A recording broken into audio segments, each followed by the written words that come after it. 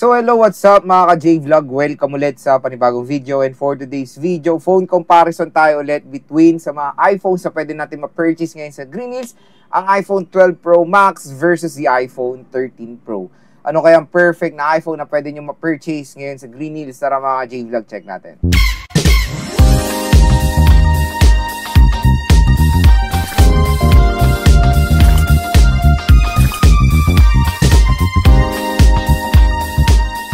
So yan, sa mga nahihirapan mag-purchase ng iPhone, para sa inyo tong video na to, especially kung nagde-decide kayo between the iPhone 12 Pro Max versus the iPhone 13 Pro. Kasi yung presyo ng dalawang smartphone na to ay hindi po nagkakalayo mga J-Vlog. So syempre maraming nahihirapan, magpo-Pro Max ba ako na older gen or dito ako sa Pro rin na mas maliit na mas advanced, kumbaga. Magdadagdag lang ako ng few hundred of pesos.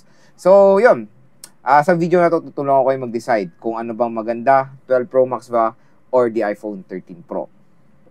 Unang-una, saan ba tayo bibili ng mga legit iPhones? Wala na iba kundi sa mga nire-recommend nating shop. Unang-una kay Ate Mayet sa CMB Gadgets, Sol XA07, ZMB Cellphone Accessories kay Ate Net, and Malin Gadget Shop kay Ate Malin. Don't worry, yung mga links ng kanilang Facebook pages nasa description box. I-check nyo na lang yan kung interested kayo mag-purchase ng mga iPhones sa kanila. At ayun, unang-una dito tayo ngayon sa presyo na lang ng mga iPhones na to sa Green Hills. So nung lumabas yung iPhone 16 series, medyo nag-price drop ng konti sa ibang shop ang iPhone 12 Pro Max and iPhone 13 Pro. Yung iPhone 13 Pro pala, yung iPhone 13 Pro yung may napansin akong price drop na 1,500 to 1,000 pesos, which is okay na rin, di ba? Which is big deal na rin, kumbaga, sa mga ibang consumers. So, 12 Pro Max, 128 yan, for as low as 27,500 pesos. 128, tapos yung 256, naglalaro yan sa almost 30K. So, 27 to 30,000 for 128 and 256 na iPhone 12 Pro Max. Tapos yung iPhone 13 Pro, naglalaro yung pinakamura niya. For as low as 30,000, yung 128, tapos nasa 33 to 34,000 yung 256. So, ganun yung range ng 13 Pro, 30 to 34,000 for the 128 and 256 gigabytes. And quick reminder lang, yung mga nirecommend kong shop ay iba-iba po yung mga prices nila. So, mag-PM na lang kayo sa mga Facebook pages nila kung ano ba ang napupusuan yung unit. Iba-iba po price nila, pero ganyan yung range sa mga sinabi ko. At ayun, unang-una, dito muna tayo sa mga advantages nila sa isa't isa. Kumbaga, yes, kahit na predecessor si 12 Pro Max, may advantage siya dito sa iPhone 13 Pro. Unang-una dyan, of course, ano ba ang advantage ng Pro Max? Screen size and battery. So, mas malaki ang screen size ng 12 Pro Max, di hamak dito sa iPhone 13 Pro. 6.7 inches sa 12 Pro Max, 6.1 inches sa iPhone 13 Pro. Tapos yung battery malaki rin. So, yan yung unang consider nyo na factor sa 12 Pro Max compare sa 13 Pro. Pero ito malupit, marami pong magagandang features ang 13 Pro compare sa 12 Pro Max. Unang-una dyan mga ka-J-Vlog, yung chipset, Apple A15 Bionic chip. Consider nyo na itong chipset na to ay mas magiging matagal, magiging reliable sa market compare sa Apple A14. Pero don't worry, yung 2 chipset na to ay malakas naman. Pero yun nga, syempre, mas better chipset ang iPhone 13 Pro kasi mas advanced siya. Pangalawa, I know na hindi to huge advantage ng unit na to, yung notch. Mas maliit na yung notch compare sa 13 Pro, compare sa 12 Pro Max na old school na malaki siya na pag ganun, di ba? Nilitan nila sa 13 Pro. Pangalawa, yung refresh rate. Ito yung isang huge advantage ng 13 Pro sa 12 Pro Max is yung 120Hz screen refresh rate ng 13 Pro compare sa 12 Pro Max na standard 60Hz. Doon po tayo nagsimula ng 120Hz sa 13 Pro or 13 Pro Max. Tapos, susunod is yung cinematic. Ito, nakikita nyo sa video na to, ito po yung tinatawag na cinematic mode. Yung cinematic mode is, ito po, ang background natin ay super blur, tapos nakafocus lang tayo sa mukha. Ito yung detail, di ba? So, ganyan kaganda ang cinematic. Kung gusto niyo ng cinematic, magsisimula yan sa 13 series pataas. Wala po yan sa 12 series. So, yon ang isang advantage din ng 13 Pro is yung cinematic na yan. Napakaganda, di ba? Solid. Marami rin nagtatanong sa vlog ko, Luzon, ginagamit mong camera.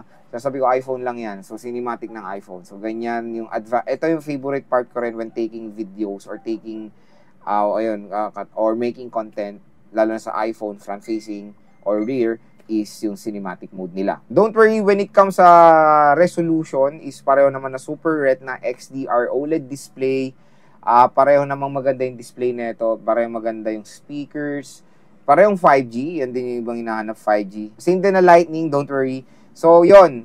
Kung mapapansin nyo mga ka-J-Vlog, mas marami pong advantages ang 13 Pro compare sa 12 Pro Max. Siyempre, siya po yung successor.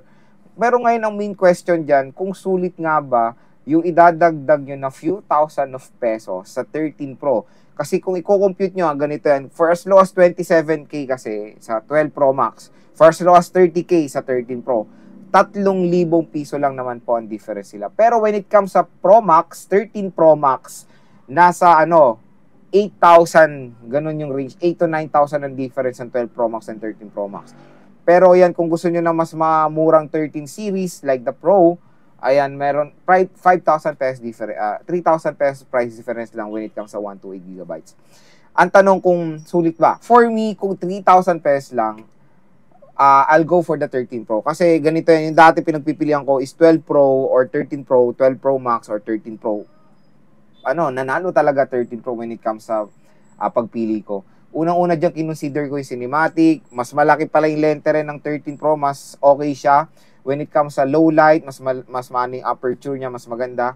Pag tinignan nyo to side by side nga, na mas malaki nga yung camera lens ng 13 Pro compare sa 12 Pro Max. Which is yan din yung magandang feature ng 13 Pro is yung kanyang very good quality when it comes sa low light. For me, kung namimili kayo between dito sa dalawang smartphone na to, I'll go for the 13 Pro. Ang isa-sacrifice nyo lang talaga dyan is yung smaller screen size at yung battery, which is yan po yung advantage nga ng 12 Pro Max. Siyempre, alam ko, pinaka-importante sa mga ibang consumers is yung battery. Kaya kung battery talagang pinopoint nyo, go for the 12 Pro Max.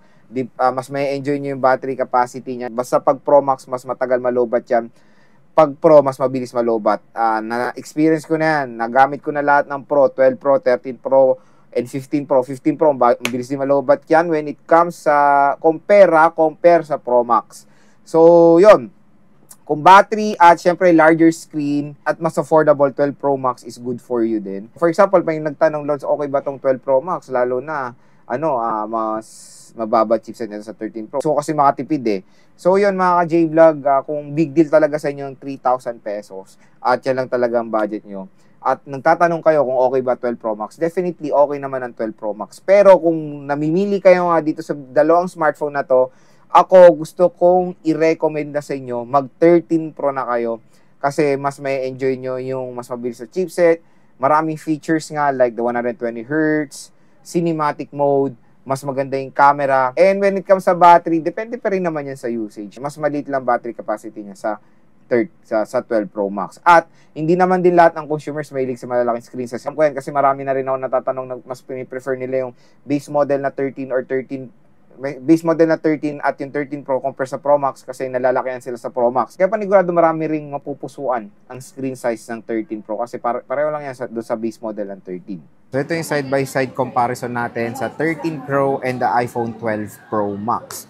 So syempre, ang advance or yung mas latest is the 13 Pro compare sa 12 Pro Max.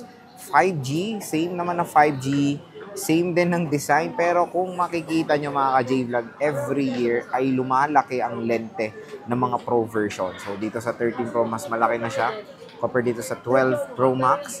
Same lang sila ng camera setup na triple rear, main, telephoto, and ultra-wide camera with a LiDAR scanner.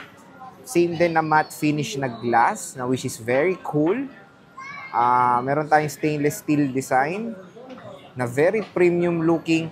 Pero syempre, when it comes sa silver color talaga, magasgasin kahit na naka-case. Ganito rin yung 12 Pro Max ko before. So, sa right side is nandito yung kanilang power button. Sa taas, wala tayong makikita. Sa left side is the ring and silent toggle and volume rocker. Sa baba naman ng smartphone is the lightning port, speaker grills at yung microphone. Pag bubuksan nyo yung display, 6.1 versus 6.7 inches. Ayan, napakalayo din ng difference when it comes sa screen. Pero pag tinignan nyo ng closer look, mas maliit na po ang notch ng iPhone 13 Pro. Ayan, So, yan yung nagbago rin. Smaller notch na sa 13 Pro series or 13 series din. Compared dito sa iPhone 12 Pro na mas malaki yung notch niya. And when it comes sa display, pareho rin na Super Retina XDR OLED display. Sa camera naman, same na same din pero mas maganda yung telephoto na ng 13 Pro dahil 3 times optical zoom na siya, 2.5 sa 12 Pro Max. 15 times zoom na siya, 12 times sa 12 Pro Max. So sa video, same din sila na support ang 4K 60. Ayan, 4K 60, super smooth. Same din na meron silang support sa 4K sa ultra-wide and of course sa telephoto lens. Siyempre, itong isang main advantage ng 13 Pro is the cinematic mode na wala to sa 12 Pro Max. Meron tayong time-lapse, slow motion, same na same din mga ka-J-Vlog. Portrait, so yan yung lamang ng 13 Pro sa camera, the 3 times optical zoom and the cinematic mode. Meron tayong sa photo or sa portrait. Sa portrait, ayan, 2.5 versus 3 times. Ayan. And panorama. Let's take a photo sample. Try natin mag-take ng photo sample sa 12 Pro Max. Sa 13 Pro, ayan, punasan natin yung camera ng 12 Pro Max. So, mas maganda yung color accuracy ng 13 Pro dito sa 12 Pro Max. Ayan, 'di ba? Mas accurate yung color ng 13 Pro sa 12 Pro Max. Ayan, So, yan yung upgrade din. Sa aperture kasi yung upgrade din. Pero same lang sila na 12 megapixel. So, yun mga ka-J-Vlog dito sa ating phone comparison. Siyempre, clear winner dito si iPhone 13 Pro. Mas marami na po siyang features na ma-offer compare sa 12 Pro Max. Kaya kung tatanungin, pag pipiliin ako, 12 Pro Max or 13 Pro ka ba, Lods? For me, I'll go for the 13 Pro. Mas marami po siyang features na ma-offer compare sa 12 Pro Max. Sa 3,000 pesos naman, price difference nila sa mga pre-love units ngayon sa Green Hills. So, yun. Tulad ng sinabi ko, kung interested kayo bumili ng iPhone, doon tayo sa mga nire-recommend kong shop. Unang-una kay Ate Mayet, CMB Gadgets, ZMB Cell Phone Accessories kay Ate Net, and of course, Maling Gadget Shop. Again, lahat ng shops nila nasa description box yung links. Nasa description box yung link. Mamili na lang kayo kung anong gusto nyong shop. Mag-inquire na kayo. Sabihin nyo lang na panood nyo dito sa vlog. Bibigyan kayo agad-agad ng discount ng mga shops.